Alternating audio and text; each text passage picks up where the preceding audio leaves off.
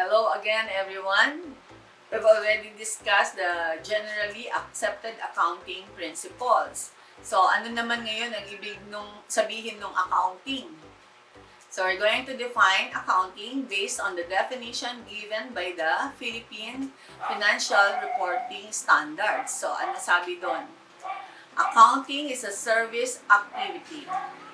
Its function is to provide quantitative information about economic entities that is intended primarily financial in nature, that is intended to be useful in making economic decisions and in making reasoned choices among alternative courses of action.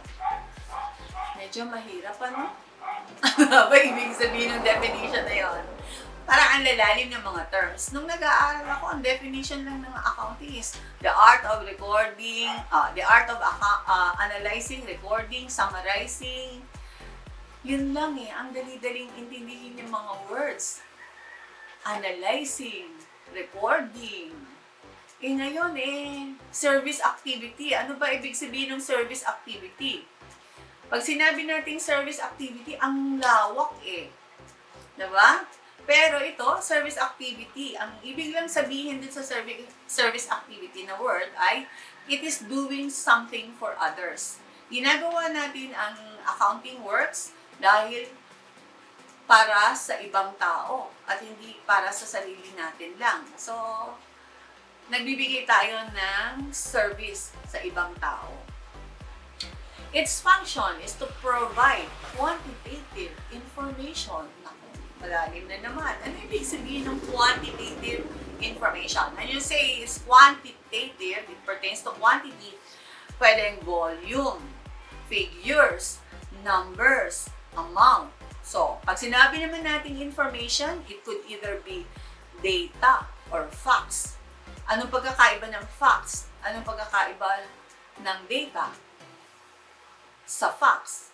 Okay. Pag sinabi natin facts, uncontrovertible truth. Hindi mapapasubali ang katotohanan. Hindi mo pwedeng kontrahin. Totoo yun Wala kang magagawa sa isang katotohanan. Tatanggapin mo lang. You cannot argue against the truth. Ano naman yung data? Is data a truth? Data is not a perfect truth, but it is an approximation of truth.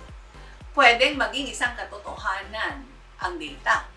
Kumakandidato si President Duterte, ano ba ang sabi ng survey, SWS survey? Mananalo siya. Is that a fact? Hindi pa nagaganap Pero, pwedeng mangyari because of the data. So, nung nanalo na siya at binilang na ng COMELEC ang kanyang mga boto, yung data na yun ay isa ng katotohanan. Nung na-proclaim na siya ng COMELEC na winner, that is already a truth. In accounting ba, ano ginagamit natin? Facts or data? Pareho. Kasi hindi lahat ng information ay perfect truth. May mga financial information na kailangan pa nating i-approximate. Kasi wala talagang perfect truth na makukuha tayo. Katulad ng depreciation. Yung allowance for depreciation.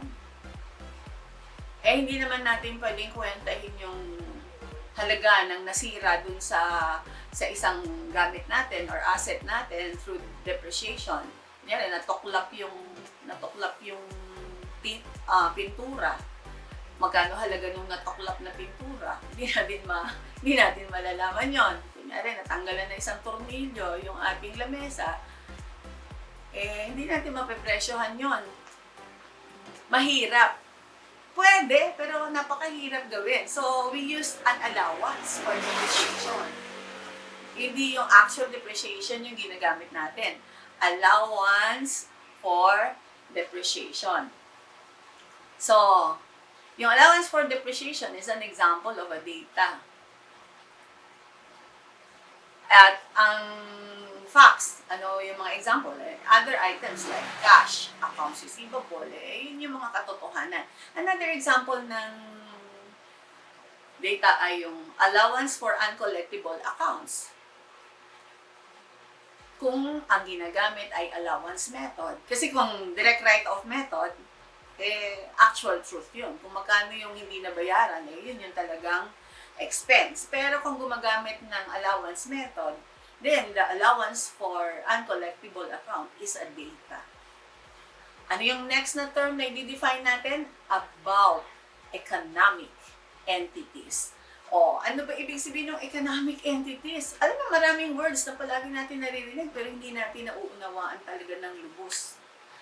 Katulad ng economic entities. Yung word na entities at yung economic, madalas natin yung marinig. Pero ano nga ba ibig sabihin yan sa accounting? So yung economic entities, ang ibig sabihin ay persons doing business. Yung mga naghahanap buhay na tao. So sa accounting, tatlong klaseng tao yan. Persons alone. You call it sole proprietor.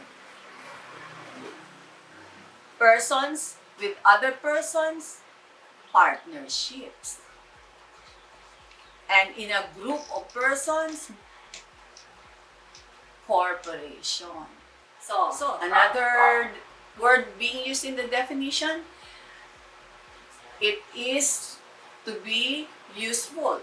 It is intended to be useful in making reasoned choices. Ano na naman yun? Reason choices na yun. Hindi na lang choices. May reason pa. Bakit may reason pa? Hindi na lang choices. Pumili na lang tayo ng pumili ng gagawin natin based on the accounting information. Kasi ang tao, dalawa ang source ng actions or decisions. Yung action natin sometimes is based on reason or emotion. Sa accounting, hindi tayo pwedeng mag-decide based on emotion. Ang decision natin palaging based on reason. Kaya nga, dinefine na yun. Based on reason choices among alternative courses of action. Nandun talaga yung word na reason. Kung nangyari, pakita natin yan sa illustration. Anong pagkakaiba ng accounting information sa ibang information? Nangyari, ikaw ay nagdadrive ng iyong kotse, napadaan ka sa Quiapo, nakakita ka ng magsasampagitang bata na payat, naawa ka. Bumili ka ng sampagita. Yung pagbili mo ng sampagita, saan nakabase? Doon sa naramdaman mo para sa bata. Wala kang need sa sampagita. Pero, bumili ka dahil sa awa. What if isa kang Catholic at nakita mo na yung kotse na may rosaryo ay walang sampagita, na palagi mo namang nilalagyan ng sampagita? Nakakita ka ngayon ng batang magsasampagita doon sa may Quiapo. Bumili ka ng sampagita. Ano ang naging basihan ng action mo doon? Yung awa ba sa magsasampagita?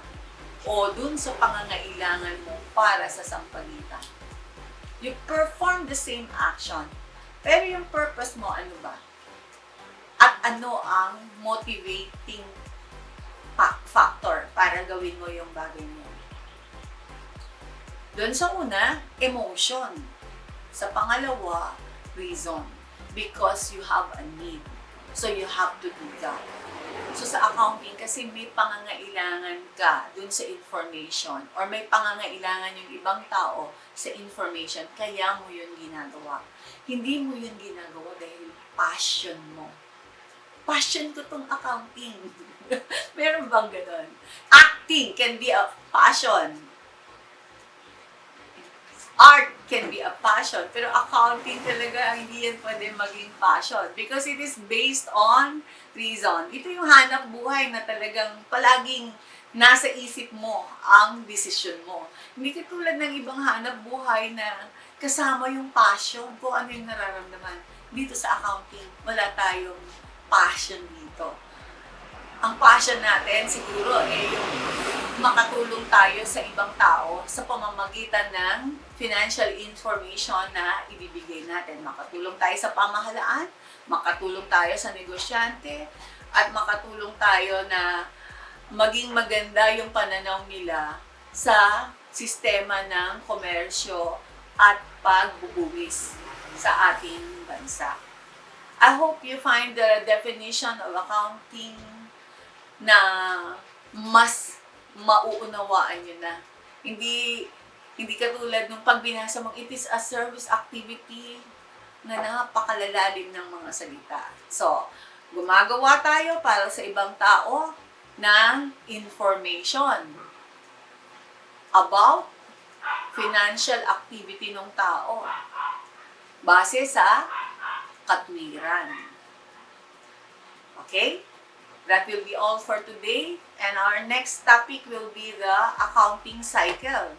So, alam na natin yung accounting. Ang purpose natin is to provide quantitative information. So, paano natin maipoprovide yung quantitative information na yun?